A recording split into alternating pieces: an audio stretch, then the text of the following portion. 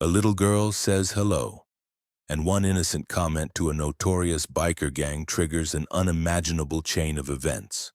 A tense standoff unfolds where a single word could mean salvation or ruin, revealing a hidden connection that changes everything. If you're new here, subscribe and comment your location. Now let's begin. The chrome gleamed like liquid mercury under the harsh afternoon sun, a rolling fortress of steel and leather that rumbled with a low, predatory growl. The dead King's MC owned this stretch of forgotten asphalt, a fact announced by the two hulking centennials straddling their custom Harley-Davidson Fat Boys outside their clubhouse, a repurposed auto body shop. The larger of the two, a mountain of a man named Marcus with a salt and pepper beard and eyes that had seen too much, was the club's sergeant-at-arms. His cut, a leather vest adorned with patches declaring his allegiance and rank, was a second skin.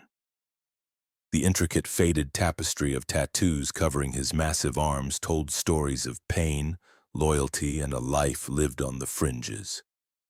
"I still say we should have torched the place, Marcus. Send a message that doesn't need a translator," grumbled the younger biker, Jax, his knuckles white as he gripped his handlebars. Marcus didn't look at him, his gaze sweeping the desolate street. "Fire brings the feds, kid. A broken kneecap is a personal message. It says, we know who you are and we know where you sleep." His voice was a gravelly rumble, a perfect accompaniment to the idling engines. It was then that a small shadow detached itself from between two dilapidated buildings. A little girl, no more than 6 or 7, with a head of messy blonde curls and a dress that was a little too bright for this part of town, was walking a small, scruffy dog on a piece of rope. She stopped a few feet from Marcus, her head tilted, her wide, innocent blue eyes fixed not on his face but on the vibrant, sprawling tattoo that covered his entire left forearm. A crowned skull wreathed in thorns, the club's signature emblem. Marcus tensed, his instincts screaming. Civilians, especially tiny ones, didn't just wander into dead King's territory. This was a setup. It had to be. His hand drifted subtly towards the knife sheathed on his belt. The little girl took a step closer, completely unafraid. She pointed a small, slightly grubby finger at his arm. "Hello, sir." Her voice was a clear, bell-like chime that cut through the rumble of the engines. "My mother has a tattoo just like yours." The world seemed to freeze. Jax choked on his own spit, a coughing fit seizing him. Marcus's hand stilled. He slowly, deliberately lowered his aviator sunglasses, his dark eyes pinning the child. The sheer absurdity of the statement was a grenade tossed into the tense silence. His tattoo was one of a kind, a mark of his rank and his years of blood and service. No one outside the club had it. "That right, kid?" Marcus's voice was softer than he intended, laced with a disbelief that felt foreign on his tongue. "What's your name?" "I'm Lily," she announced proudly. "And that's Buster." She gestured to the dog, who was now sniffing Jax's boot with keen interest. "Lily, where's your mom?" Marcus asked, his gaze scanning the empty street again, expecting an ambush. A rival gang using a child as the world's most unpredictable distraction. "She's at work, at the flower shop, the Pretty Petal," Lily said, as if it were the most obvious thing in the world. "She has the same picture on her arm, the king with the pointy hat and the grumpy face. A king with a pointy hat, a crown, the crowned skull. A cold dread, entirely different from the usual threat of violence, began to uncoil in Marcus's gut. There was only one woman he had ever known who had a tattoo like his. A woman from a lifetime ago, a woman whose memory was a ghost that haunted the quietest hours of the night. Elena. "Jax!" Marcus's voice was a low, urgent command. "Get President Stone. Now." The clubhouse door slammed open and the man who emerged was every bit as formidable as Marcus. But where Marcus was a mountain, David Stone Callahan was a cliff face, sharp, unyielding, and weathered by storms. His presence commanded the very air to still. "What's the situation?" Stone's voice was calm, but his eyes, the color of flint, missed nothing. Taking in the little girl, the dog, the unnerved posture of his most trusted enforcer. Before Marcus could speak, Lily repeated her declaration, this time to Stone. "Hello, mister. My mom has the same tattoo as him." She pointed again at Marcus's arm. Stone's eyebrows rose a fraction of an inch. He looked from Lily to Marcus, and in that shared glance, decades of history passed between them. A history that included a fiery, beautiful woman named Elena, who had once been Stone's old lady, the queen to his king, before she vanished into the night 7 years ago, leaving a void and a mountain of debt that had nearly shattered the club. Elena? Stone breathed the name, and it was laced with a potent mix of old anger, deeper betrayal, and a flicker of something that might have been longing. "The flower shop. The pretty petal," Marcus said, his voice tight. Stone's jaw clenched. He knelt down, his large frame making him almost eye level with Lily. The sight of the feared president of the dead king's MC on one knee was surreal. "Lily," he said, his voice carefully neutral. "How old are you?" "I'm 6, she said, holding up 6 fingers. 6. Stone did the math, his mind reeling. 7 years since Elena left. 6-year-old daughter. The timeline was a punch to the gut, raising a question so terrifying and profound it threatened the very foundations of his empire. He looked at the child's face. Really looked. Beneath the mess of blonde curls, he saw the same determined set of the jaw, the same intelligent spark in the blue eyes. His eyes. "We're going for a ride, Lily," Stone said, his decision made. "You're going to show us where your mom works." What followed was the most bizarre convoy the street had ever seen. Marcus and Stone on their roaring beasts of motorcycles, with Lily perched carefully in front of Stone, her small hands gripping the handlebars as he guided the bike with one arm around her, while Jax followed in the club's SUV, the scruffy buster sitting shotgun and panting happily. The pretty petal was an oasis of color in a city of gray, a small shop with window boxes overflowing with geraniums. The bell above the door chimed as Stone pushed it open, his large frame filling the doorway. The scent of roses, lilies, and damp earth filled the air, and there she was, Elena. Time had been kind to her. The years had softened the hard edges of her youth, adding a graceful maturity to her beauty. Her hair was longer, tied back in a simple ponytail, and she wore a simple green apron over her clothes.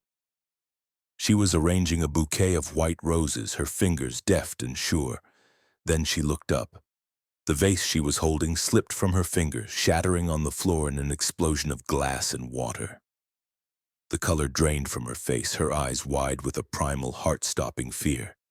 Her gaze flew from Stone's hardened face to Marcus's grim one, and then to the small girl who ducked under Stone's arm and ran to her.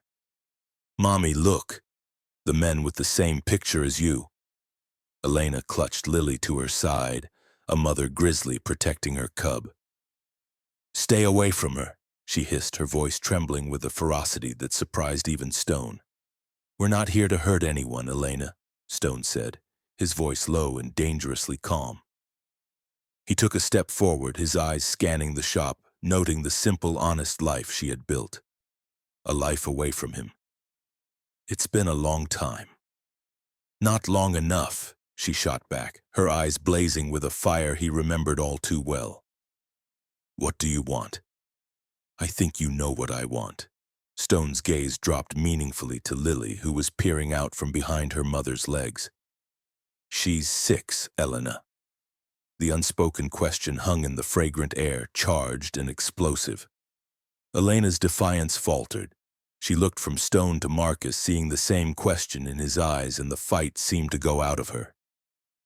"She's my daughter," she whispered, a desperate, final defense. "Is she?" Stone's single quiet word was more threatening than any shout. Just then the back curtain of the shop was pushed aside and a man emerged, wiping his hands on a towel. He was tall, lean, with the kind of gentle academic look that was utterly alien to the world of the dead kings. "Elena, is everything all right? I heard something break." He stopped short, taking in the two massive leather-clad bikers and the palpable tension in the room. "Who are these men?" "It's okay, Daniel," Elena said, her voice strained. "These are old friends." Daniel, however, was no fool. He saw the terror in Elena's eyes, the protective way the bikers were looking at Lily. He stepped forward, placing himself slightly between Elena and the two men. "I think you should leave," he said, his voice firm despite the nervous tremor in his hands. Marcus let out a short, humorless laugh. "You her keeper now, college boy." "This is my shop," Daniel retorted, his courage bolstered by his love for Elena. "And I'm asking you to leave." Stone ignored him, his focus entirely on Elena. "We're not leaving without answers. You disappeared. You took nothing. You left us to clean up the mess your brother made. And now I find out this." He gestured to Lily. "We're going to talk, now, at the clubhouse." "The clubhouse? No, absolutely not," Elena said, her voice rising in panic. "It's the most secure place in the city," Marcus stated flatly. "And this conversation requires privacy."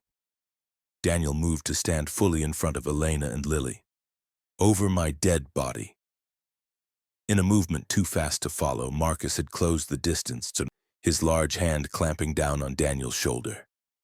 "That," he said, his voice a low growl inches from Daniel's ear, "can be arranged." "Stop it!" Elena cried out. All right, I'll come, I'll talk. But Daniel comes with me."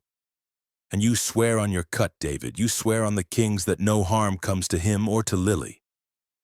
Stone held her gaze for a long, tense moment. He saw the mother's fear, the old lover's defiance, and the woman who knew exactly what oaths he held sacred. He gave a single sharp nod. "On my cut. The boy is safe, the child is safe, but we talk. The truth, Elena, all of it." The ride to the clubhouse was a silent, tense affair. Elena rode behind Stone, her arms around his waist, the familiar feel of his broad back, a painful echo of a past life. She had spent years building walls, creating a safe, normal world for her daughter. And in the space of 5 minutes, Lily's innocent comment had blown it all to pieces.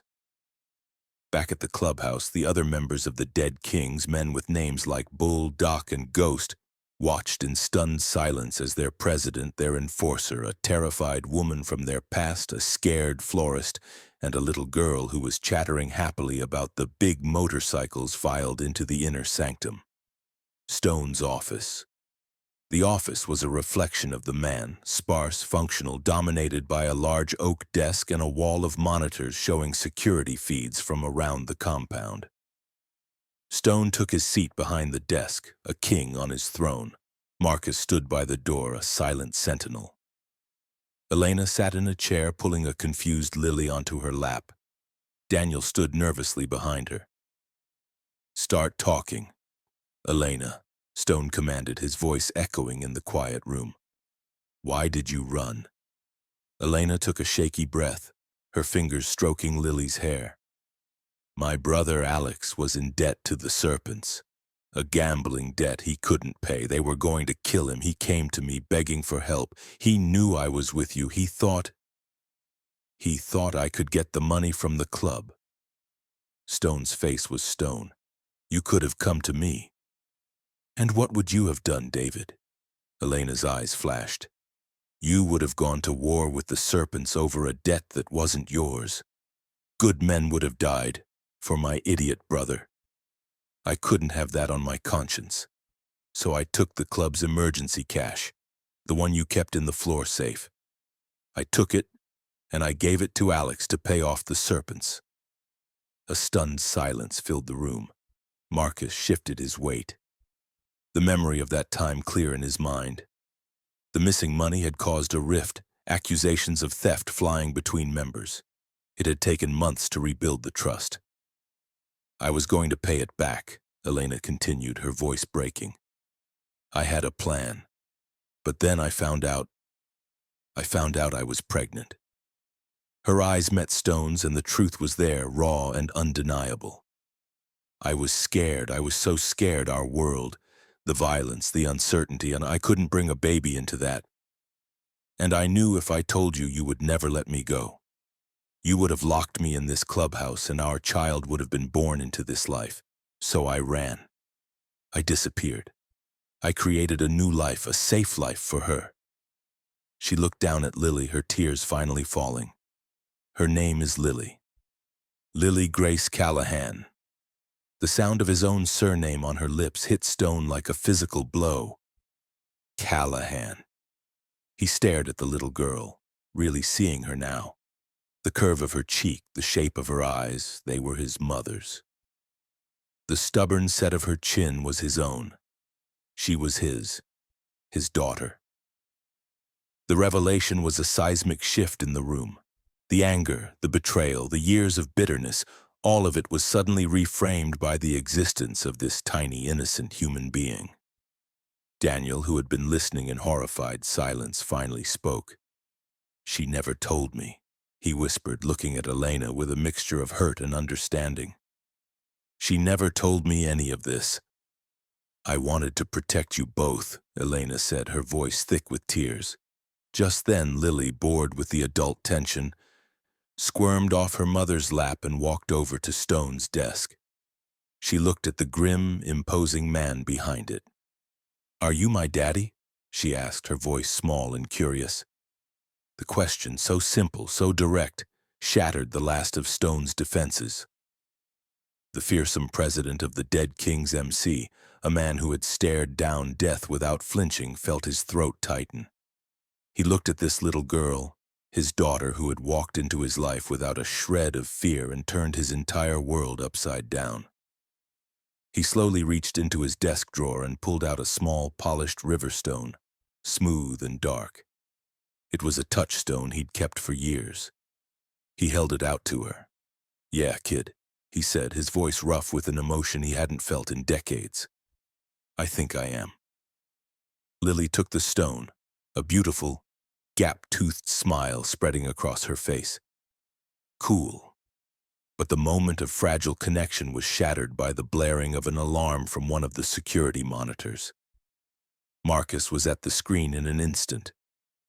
"Stone," he said, his voice grim. "We've got company, 2 cars full of serpents. They're at the gate." The old threat had arrived at the worst possible moment. The past and the present were about to collide in a storm of violence, and in the middle of it all was a little girl who had just found her father, and a secret that was no longer safe. Stone's eyes snapped from Lily's innocent face to the monitor, where the rival bikers were piling out of their cars, brandishing bats and chains. The protective fury that surged through him was unlike anything he had ever felt. It wasn't just about territory or pride anymore. It was about family. "Ghost Bull, lock it down!" Stone's voice was a whip crack, all sentimentality burned away by the immediate threat. "Marcus, you're with me. Elena, you and the girl stay in this room. Daniel, you make sure that door doesn't open." He tossed a key to Daniel. "It locks from the inside." Elena grabbed his arm, her fear for him now eclipsing her earlier fear of him. "David, please." He looked down at her hand on his leather cut, then met her eyes. For a fleeting second, the years fell away, and she saw the man she had fallen in love with, the man beneath the president. "I have a daughter to protect," he said simply, and the truth of it was a vow. Out in the compound, the air was thick with the smell of gasoline and aggression. The serpents, led by a wiry, cruel-faced man named Silas, were shouting taunts. "Where's our money, Stone? Or did your whore spend it all on flowers?" The insult to Elena was the final spark. Stone didn't even break stride. He walked right up to Silas, the sheer force of his presence causing the smaller man to take an involuntary step back. "The debt was paid," Stone said, his voice dangerously quiet. 7 years ago. "Interest, old man," Silas sneered. It's a bitch. He gestured with his tire iron. We're here to collect, or we take it out of your hide. From the office window, peeking through the blinds, Elena watched with her heart in her throat. Daniel held her shoulder, his face pale. Lily, sensing the fear, clutched the smooth stone her father had given her. What happened next was a brutal ballet of controlled violence. Marcus moved like a force of nature, disarming one serpent with a vicious twist of his wrist, the sound of snapping bone audible even over the shouts. He moved to protect Stone's flank, a mountain of unwavering loyalty. Stone himself fought with a cold, precise fury. He wasn't just defending his club, he was defending the family he had just discovered. Every punch, every block was for the little girl watching from the window. The fight was short, sharp, and decisive. The dead kings, fueled by the invasion of their home and their president's newfound rage, made quick work of the intruders. Soon Silas and his men were lying on the ground, groaning in pain, their cars disabled. Stone stood over Silas, breathing heavily. He planted a boot on the man's chest. "You listen to me, you snake," he growled. "The debt is dead. You come near my club, near my family again, and I will personally feed you your own teeth. Is that clear?" The raw, murderous intent in Stone's eyes was enough. Silas, defeated and broken, could only nod. As the serpents were dragged away and the gate was secured, a strange quiet fell over the compound. The immediate threat was over, but a new, more complex one had taken its place. The secret was out. Stone had a daughter. The dead kings had an heir. Later that night, after Daniel had been sent home with a firm warning and a promise of further discussion, after Lily had fallen asleep on a leather couch in the common room, wrapped in a cut-down t-shirt that served as a blanket, Stone and Elena finally faced each other in his office. The room was lit by a single desk lamp, casting long shadows. The adrenaline had faded, leaving behind a weary, emotional exhaustion. "She's mine, Elena," Stone said, not as an accusation, but as a statement of fact. "I know," Elena whispered, leaning against the doorframe. "I'm so sorry, David, for everything, for taking the money, for running, for keeping her from you." "Why now?" he asked, the question that had been burning in him all day. "Why, after all these years, did you come back to this city?" Elena hugged herself. "Daniel got the job offer at the university here. It was a chance for a better life. I thought enough time had passed, that the dead kings would have moved on, that we could just be ghosts." "A ghost with my tattoo on her arm," Stone said, a hint of wry amusement in his voice for the first time. He walked over to her, stopping just inches away. He could smell the faint scent of flowers that still clung to her. "You were never a ghost, Elena. You were a haunting." He reached out, his calloused fingers gently tracing the faded lines of the crowned skull tattoo on her forearm. A mirror image of his own. The touch was electric, a conduit for 7 years of anger, loss, and a love that had never truly died. "I did what I thought was best for her," Elena said, her eyes glistening with tears. "Your best almost cost me everything," he replied, his voice thick. "But it also gave me everything." He glanced through the open door at his sleeping daughter. "You're not leaving, Elena. Neither of you. This is where you belong. This is her legacy." "And what kind of legacy is that, David?" Elena asked, the old fear resurfacing. "Violence? Fear? I saw what happened today. That wasn't violence for profit, Elena. That was defense. That was protection." Marcus's voice came from the hallway. He stepped into the doorway, his face a mask of quiet conviction. "We're not saints. We never claimed to be, but we're a family. We protect our own.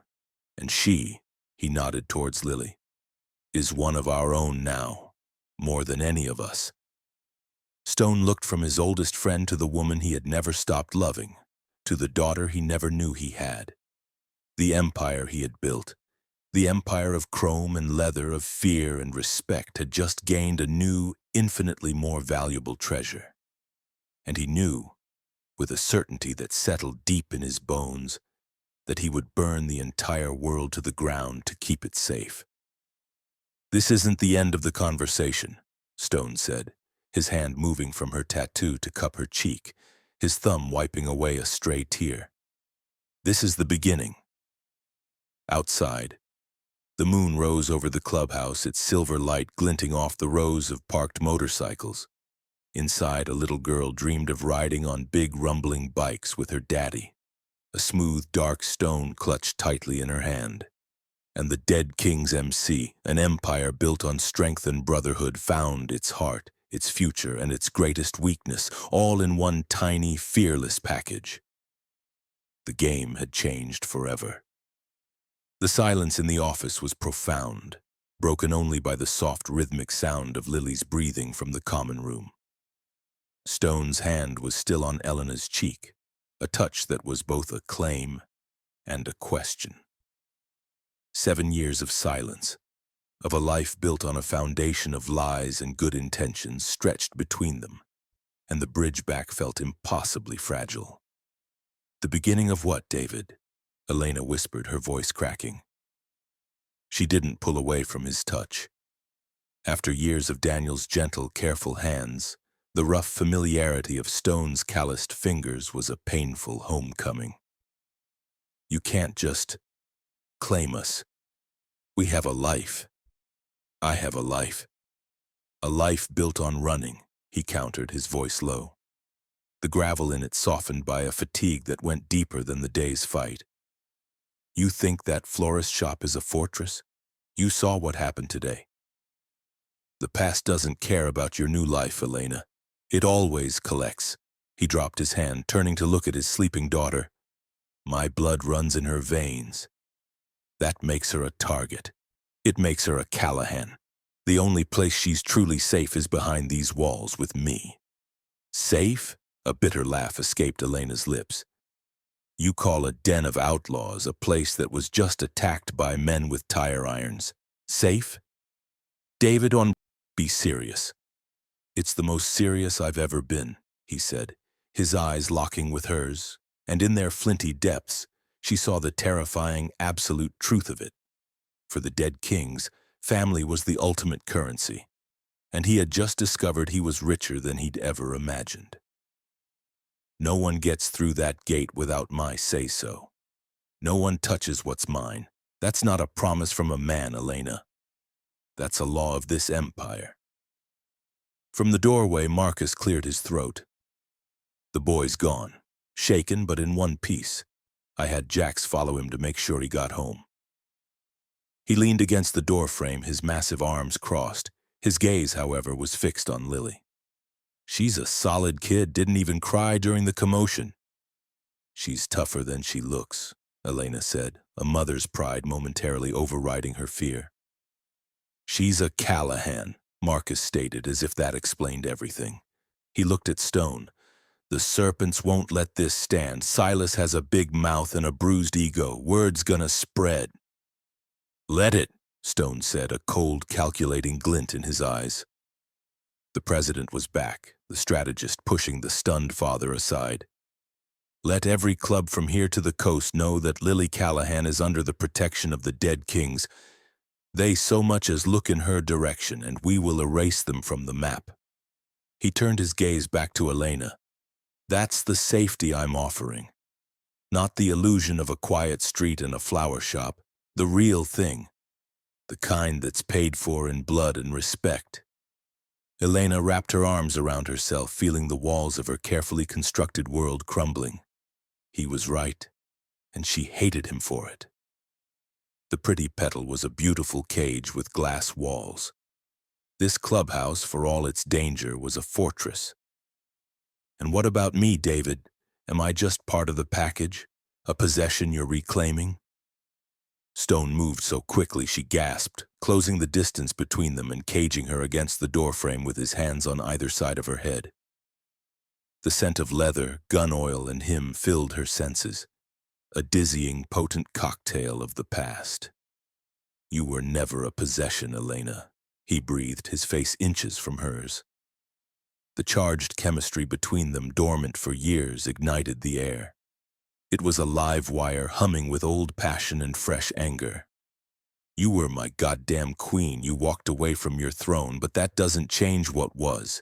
It doesn't change what is. His eyes dropped to her lips, and for a heart-stopping moment, she thought he would kiss her, a conquering king reclaiming his land. Instead, he pushed off the doorframe, putting a shred of space between them. You'll stay here, both of you, tonight. Tomorrow we'll figure out the rest. He walked out of the office, leaving her trembling, her heart hammering against her ribs. Marcus gave her a long, unreadable look before following his president, pulling the door shut behind him. Alone, Elena slid down the wall to the floor, burying her face in her hands. The sobs came then, silent and wrenching. She had run to give her daughter a future, and in doing so, she had run right back into the past, dragging Lily with her. The next morning, Lily was a whirlwind of excitement, treating the clubhouse like a grand adventure playground. She'd already charmed the cook, a grizzled old biker named Pops, into making her pancakes shaped like motorcycles, and had convinced a wary Jax to show her how to polish chrome. You gotta use a soft cloth, see? Circular motions, Jax instructed, a rare smile touching his lips as the little girl mimicked his movements with intense concentration. Elena watched from a table in the common room, a cup of coffee cooling in her hands. The scene was surreal. Her daughter, her sweet, innocent Lily, was being inducted into the culture of the dead kings as if she'd been born to it. And perhaps, a treacherous voice whispered, she had. Stone emerged from his office, showered and changed into a fresh black t-shirt and jeans, his cut draped over his arm. He watched Lily with Jax for a long moment, an unreadable expression on his face before his eyes found Elena. He walked over and sat down opposite her, the worn wood of the table between them. We need to talk about the florist, he said, getting straight to business. His name is Daniel, Elena said, her voice tight. Daniel, Stone conceded with a slight nod. He's a complication. He's a good man. He's been nothing but kind to us. He's a civilian, Stone stated, as if that were a character flaw. He's soft, and he's in love with you. That makes him predictable and vulnerable, a weakness our enemies can exploit. Elena's eyes flashed. He's not a weakness. He represents the normal life I wanted for my daughter. That normal life lasted exactly as long as it took for our world to remember you existed, Stone countered, his voice flat. It's a fantasy, Elena. And it's over. He leaned forward, his voice dropping. You need to end it with him. Cleanly. The demand hung in the air, brutal and final. It was the first true test of his newfound authority over her life. You can't tell me who to see, David. I can when that person is a liability to my daughter's safety, he shot back, his tone leaving no room for argument. You think the serpents won't go through him to get to you? To get to her? He's the easiest door into your life. I won't have an unlocked door. Tears of frustration welled in Elena's eyes. You're asking me to break a good man's heart for your club's security. I'm telling you to secure your daughter's future, he corrected her, his gaze unwavering. The choice is yours. But if you don't make it, I will, and my way will be a lot less gentle. The threat was clear. She knew what Stone's way entailed. Daniel would be intimidated, threatened, or worse, until he disappeared from their lives forever. It would be cleaner, kinder for her to do it. Later that afternoon, under the watchful eye of Bull, who played the role of reluctant chauffeur, Elena was driven back to the Pretty Petal. The shop felt alien to her now, the vibrant colors of the flowers garish, the peaceful silence oppressive. Daniel was there, the shop closed, anxiously waiting. He rushed to her the moment she walked in. Elena, my God, are you okay? What happened? Who were those men? The questions tumbled out of him, his face etched with worry. She took his hands, her heart breaking at the concern in his eyes. "Daniel, we need to talk." She led him to the back room, the same place where he had emerged as her protector just yesterday. It felt like a lifetime ago. She told him everything. Not the sanitized version she'd lived by for years, but the brutal truth. About her life with the Dead Kings, about Stone, about why she really left. And finally, about Lily. "She's his daughter," Elena finished, her voice barely a whisper. "He didn't know. I never told him." Daniel listened in stunned silence, his face growing paler with each revelation. When she was done, he sank onto a stool, running a hand through his hair. "All this time, I thought you'd left a bad relationship, not an empire. I'm so sorry, Daniel. I never meant to drag you into this." "And now?" he asked, his voice hollow. "What happens now?" "Now, I have to do what's best for Lily. Her father, his world. It's dangerous, but it's the only one that can truly protect her now. The secret's out. Staying with you in this life, it's not safe for you or for her."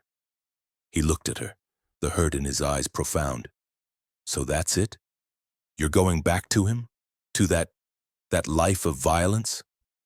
"I'm going to keep my daughter safe," Elena said, her voice firming with a resolve she didn't know she had. "Whatever it takes." Daniel nodded slowly, the fight going out of him. He was a man of logic and peace, and he knew he was hopelessly outmatched. "I love you, Elena. I love Lily, but I can't be part of this." "I know," she whispered, tears streaming down her face. "I'm so sorry."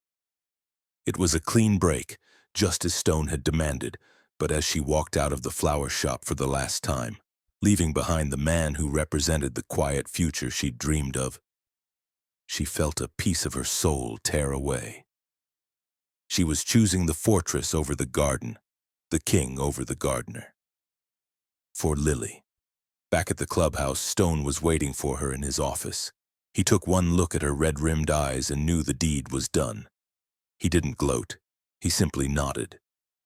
"It's done," she said, her voice empty. "Good," he replied.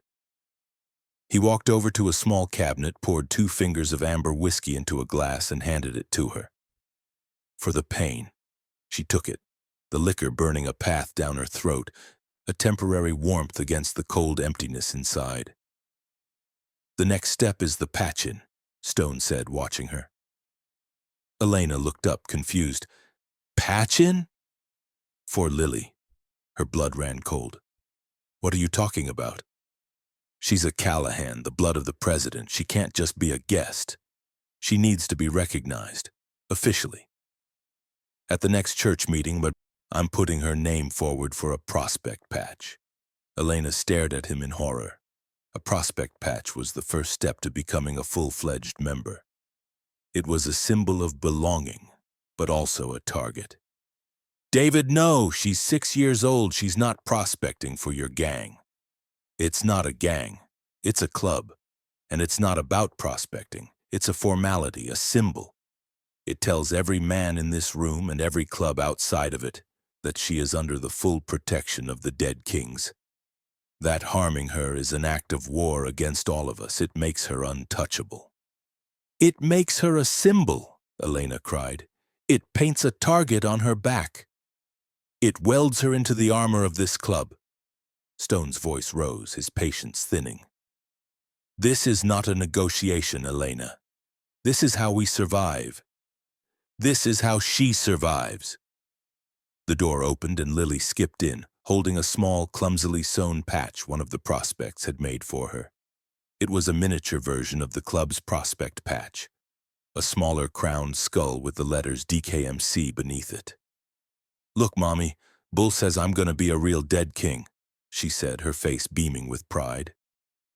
Elena looked from her daughter's innocent, excited face to Stone's implacable one. He had already won. He had won Lily's heart with motorcycles and a smooth stone, and now he was claiming her soul with a piece of cloth. She was being outmaneuvered by a master strategist who played not just on fear but on a child's need to belong. She saw the future unfolding before her, not as a quiet dream but as a dramatic, cinematic saga of loyalty, power, and blood. Her daughter would not have a first day of school. She would have a patch-in. She wouldn't have play dates. She would have the unwavering loyalty of a brotherhood of outlaws. Stone walked over to Lily and knelt down, taking the small patch from her. "That's right, kid. You're one of us now." He looked up at Elena over Lily's head, his eyes holding a challenge and a promise. "Welcome to the family." As he carefully pinned the miniature patch to the collar of Lily's jacket, Elena knew the die was cast. The little girl who had said "hello, sir" to a Hell's Angel was now irrevocably a dead king. And the empire built on chrome and brotherhood had just found its most precious and most vulnerable treasure. The real war, the one for Lily's soul and for the heart of the woman who had borne her, was just beginning. And David Stone Callahan, the king of his concrete kingdom, intended to win it all. The sight of the small, clumsily stitched prospect patch on the collar of Lily's bright yellow jacket was a surreal anchor in the new reality. For Elena, it was a brand, a symbol of everything she had run from. For the men of the dead kings, it was a sacrament. For Lily, it was a shiny new badge of honor. The clubhouse, once a place of intimidating masculine energy, began to subtly reshape itself around its newest, smallest member. Pops, the grizzled cook, started keeping a stock of apple juice boxes next to the beer.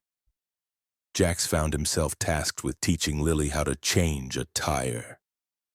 "Gotta know the basics, kid," he'd grumble, though he patiently guided her small hands. The common room usually shroomed in a haze of cigar smoke and talk of runs and rivalries, now occasionally echoed with the cheerful soundtrack of a cartoon movie on the old television. Elena watched it all from a distance, a ghost in the machine of the club. She moved through the rooms, cleaning, organizing, a desperate attempt to impose some semblance of the order she craved. She was trapped in a gilded cage, her jailer a man whose touch still sent shivers down her spine, whose protection felt indistinguishable from possession. Stone watched her too. He saw the tension in her shoulders, the sadness that clouded her eyes even when she smiled at Lily. He wasn't a man given to introspection, but her pain was a constant low-grade irritant, like a rock in his boot. He had won. He had his daughter, and the woman he had never stopped considering his was back under his roof. Yet the victory felt hollow, incomplete. One evening, a week after the patch-in, he found her in the kitchen scrubbing a counter that was already clean, her movements frantic. "Elena," he said, his voice cutting through the silence. She jumped, dropping the sponge. "David, you startled me." He leaned against the doorframe, his presence filling the space. "You're wearing a path in the linoleum. What's wrong?" A humorless laugh escaped her. "What's wrong? Our daughter is being groomed to be an outlaw. I had to break the heart of a good man, and I'm living in a fortress that smells like gasoline and testosterone. What could possibly be wrong?" "She's safe," he stated, as if that single fact negated all others. "Is she?" Elena turned on him, her eyes blazing. "Safe to become what? A hardened criminal? She's 6 years old, David. She should be worried about losing a baby tooth, not learning how to spot an undercover cop." "She's learning to survive," he fired back, his voice rising. "This world isn't a fairy tale, Elena. It's a jungle, and I'm giving her the sharpest teeth in it. I don't want her to have sharp teeth. I want her to have a childhood." Their shouting match was interrupted by a small, sleepy voice from the hallway. "Daddy? Mommy? Are you fighting?" They both froze. Lily stood there, clutching a worn teddy bear one of the prospects had won for her at a carnival, her small face pinched with worry. The miniature prospect patch on her pajama top seemed to mock them both. Stone was the first to move. He crossed the room in 3 long strides and scooped her into his arms. "No, baby girl, we're not fighting. We're just talking loud." Lily rested her head on his shoulder, trusting and small. "Okay, don't talk loud. It's scary." Over her head, Stone's eyes met Elena's. The message was clear. The war between them was hurting the very person they were both trying to protect. A fragile, unspoken truce settled over the house that night. But the outside world did not respect truces. The retaliation from the serpents came not with a roar, but with a whisper. A few days later, Marcus intercepted a package left at the gate. It wasn't a bomb or a threat. It was a doll, a cheap porcelain-faced doll with blonde curls dressed in a tiny hand-stitched replica of a dead king's cut, and its head had been neatly severed. The message was chillingly personal. They weren't just threatening the club, they were threatening the child. The atmosphere in the clubhouse turned to ice. The casual camaraderie vanished, replaced by a cold, focused rage. In church, the weekly meeting held in the sealed, soundproofed office, the air was thick enough to choke on. "They crossed a line," Jack snarled, slamming his fist on the table. "They don't get to come after a kid." "This is because of the patch-in," Bull grunted. "They see her as a symbol. They're trying to break us by breaking her." Stone sat at the head of the table, his face a mask of granite. He picked up the decapitated doll, his fingers tracing the tiny mocking stitches of the miniature cut. The fear he had felt when the serpents attacked the gate was nothing compared to the cold, murderous terror that gripped him now. This was a different kind of warfare. "This isn't Silas's play," Marcus said, his voice a low rumble. "He's a blunt instrument. This is clever, cruel. This has his older brother's stink on it." Kalen. Kalen Serpent was the club's true brains, a man known for his cunning and his sadistic flair. He was the real power, and he had just made the dead king's internal conflict his primary weapon. "We go to war. Full burn," Jack said, his eyes wild. "No," Stone said, the single word silencing the room. He placed the doll back on the table. "That's what he wants. He wants us enraged, reckless, storming his territory. He'll be waiting. He's using our love for my daughter as a weapon, so we'll use it as our armor." He laid out a plan that was as ruthless as it was brilliant. They wouldn't attack the Serpent's clubhouse. They would systematically dismantle their empire, their drug stashes, their protection rackets, their illegal chop shops. They would bleed them dry, quietly, methodically, turning their own associates with threats and bribes. It was a strategy of economic strangulation, a slow, suffocating siege. "And the girl?" Marcus asked, the unspoken question hanging in the air. "She doesn't leave this compound, neither does Elena," Stone commanded, his gaze sweeping the room, ensuring every man understood the order. "She is the heart of this club now. You protect her with your life. That is your first and only duty." The men nodded, their faces grim. The prospect patch on Lily's collar was no longer just a symbol. It was a sacred vow. The following weeks were a tense, shadowy war. The dead kings moved like ghosts, striking the Serpent's operations with surgical precision. There were no more public brawls, only whispered reports of lost revenue and vanished associates.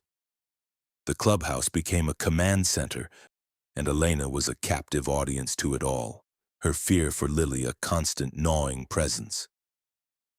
It was during this time that the charged, unresolved history between her and Stone began to reassert itself, forced into the open by proximity and shared fear. Late one night, she found him alone in his office, staring at a map of the city, red X's marking the locations of their successful strikes. He looked exhausted, the weight of the crown heavy on his brow. "You can't keep this up forever, David," she said softly from the doorway. He didn't look up. "I can. I will." She stepped into the room, the door clicking shut behind her. "You're running yourself into the ground." "What choice do I have?" He finally turned, his eyes haunted. You were right. I brought this on her. My name, my life. It put a target on her back the day she was born. The only thing I can do now is make that target so dangerous to touch that no one will dare." Elena saw it then, the truth she had been blind to. His ruthlessness wasn't just about control, it was about atonement. The Empire wasn't just his prize, it was his penance. She walked over to him, stopping just before his chair. The air between them hummed with the memory of his touch against her cheek. "You're not in this alone," she whispered. He looked up at her, the mask of the president slipping to reveal the raw, vulnerable man beneath, the man she had fallen for all those years ago. "Aren't I?" In answer, she reached out and placed her hand over his on the desk. It was a simple gesture, but in the charged silence of the room it was a seismic shift. His hand turned, his fingers lacing through hers, calloused and strong. The contact was an electric jolt, a circuit completed after 7 long years. He stood, his body close to hers, the heat of him a tangible force. His free hand came up to cradle her jaw, his thumb stroking her cheek. "Elena." Her name was a prayer, a curse, a question. This time he didn't pull away. He lowered his head and captured her lips in a kiss that was nothing like the gentle, careful kisses of Daniel. This was a claiming, a conflagration. It was 7 years of anger, of longing, of betrayal, and desperate, undeniable love, all poured into a single devastating connection. It was a battle and a surrender, all at once. Elena's hands came up, fisting in his t-shirt, not to push him away, but to anchor herself as the world tilted on its axis. It was not a solution, it was a complication, a temporary solace in a storm of their own making. But in that moment, surrounded by maps of their war, it was the only truth that mattered. The fragile new understanding between them was shattered 2 days later. Lily, under the watchful eye of Bull, was playing in the fenced-in yard behind the clubhouse. It was supposed to be secure, but Kalen Serpent's cruelty was matched only by his ingenuity. A distraction was created at the front gate, a fake delivery truck with a blown radiator spewing steam and drawing all eyes. In those precious few seconds of diverted attention, a man dressed as a city worker, armed with a high-powered tranquilizer dart gun, slipped through a blind spot in the fence. Bull turned back just in time to see the man raise the rifle. He roared, charging forward, but he was a second too late. There was a soft foot sound, and Lily, who had been chasing a butterfly, stopped, a look of surprise on her face as she plucked the small dart from her arm. Then her eyes fluttered closed and she crumpled to the ground. The ensuing chaos was a nightmare. Bull's roar of fury shook the very foundations of the clubhouse. The alarm blared. Elena, who had been folding laundry, felt a primal scream tear from her throat, a sound of such utter terror it froze the blood of every man who heard it. Stone and Marcus burst into the yard, guns drawn. They found Bull cradling Lily's limp, small body, his face a mask of utter devastation and rage. The fake city worker was gone, vanished like a ghost. "Lily!" Elena screamed, rushing forward and snatching her daughter from Bull's arms. She was breathing, but deeply unconscious. "My baby. My baby." Stone's world narrowed to a single cold point of fury. He looked at the empty space in the fence, then at the small, still form in Elena's arms. The Empire, the club, the code, it all faded into insignificance. This was no longer about strategy. This was about blood. He turned to Marcus, and in his eyes was a promise of annihilation. "Get the car. Now!" "Stone, we don't know where they've taken her," Marcus said, his voice tight. "We're not going after her," Stone said, his voice deathly calm, more terrifying than any shout. "They didn't take her. They delivered a message. They could have taken her, but they didn't. This was a demonstration, to show us they can get to her anytime they want." He looked down at his daughter, at the peaceful, terrifying slackness of her face. "They've declared total war. and I'm going to give it to them. He knelt before Elena, who was sobbing, rocking their daughter. He pressed a fierce, desperate kiss to Lily's forehead, then to Elena's tear-streaked cheek. "Take her to the infirmary. Stay with her, Doc," he bellowed. As the club's medic rushed to attend to Lily, Stone stood. He looked at the gathered members of his club, his brothers. Their faces were hard, their eyes burning with a shared, murderous intent. "This ends tonight," Stone said, his voice echoing in the silent yard. "Not with a siege, with an execution. We're not going after their business, we're going after their head. We're going to cut it off." He had finally understood Kalen's game. It wasn't about winning a turf war, it was about proving a point, and Stone was about to prove his. He would burn their entire world to the ground and salt the earth behind him. The king was going to war not for his empire, but for his queen and his princess, and he would not be merciful. The final bloody act was about to begin.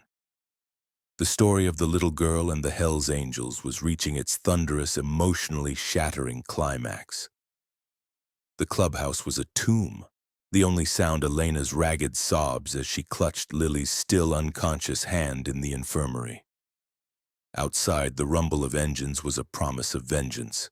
Stone stood before his men not as their president, but as an avenging god. The time for strategy was over. "Marcus, you're with me. The rest of you hit every serpent holding you can find." "Burn it all," Stone commanded, his voice devoid of all emotion but a chilling finality.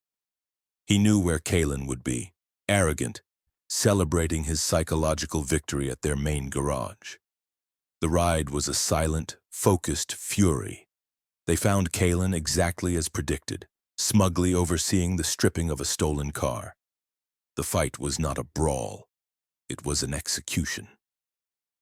Marcus cleared the room of Kalen's lackeys with brutal, efficient force, a whirlwind of controlled violence that left no one standing. Stone walked through the carnage, his eyes locked on Kalen. The serpent leader smiled, a cruel, confident twist of his lips. "Callahan, come to negotiate?" "No," Stone said and lunged. It was not a fight between equals, it was a punishment. Stone's fists were hammers, each blow a repayment for the terror inflicted on his daughter. He didn't aim to kill quickly, he aimed to break, to erase. When Kalen lay broken and bleeding on the concrete floor, his arrogance finally replaced by primal fear, Stone put a knee on his chest. "You touched what's mine," Stone growled, the words guttural. "You don't get to come back from that." He ended it with a single, mercifully swift blow, the crack of bone echoing in the sudden silence. Back at the clubhouse, the sun was rising. Elena hadn't moved.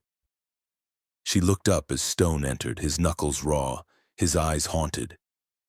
He knelt before her, the fearsome king brought to his knees. "It's over," he whispered, his voice rough. "He's gone. They're broken." Elena looked from his battered face to their sleeping daughter. The empire was safe. Their daughter was safe. The cost was written in the blood on his hands and the new permanent hardness in her own heart. The quiet life was a ghost. This, the fortress, was their reality. Just then, Lily's eyelids fluttered open. She blinked, confused, then her gaze found Stone. A small, sleepy smile touched her lips. "Daddy?" The single word washed over him, a balm and a verdict. He was not just Stone, president of the dead kings. He was Daddy. He wrapped his arms around both of them, his empire, his heart finally and completely whole. The war was over, the kingdom was secure, its future sleeping safely in his arms. Thank you for watching. Can you imagine what you would do if you were in that mother's shoes? Subscribe for more incredible real-life stories and let us know which city you're watching from in the comments below. Your support means everything.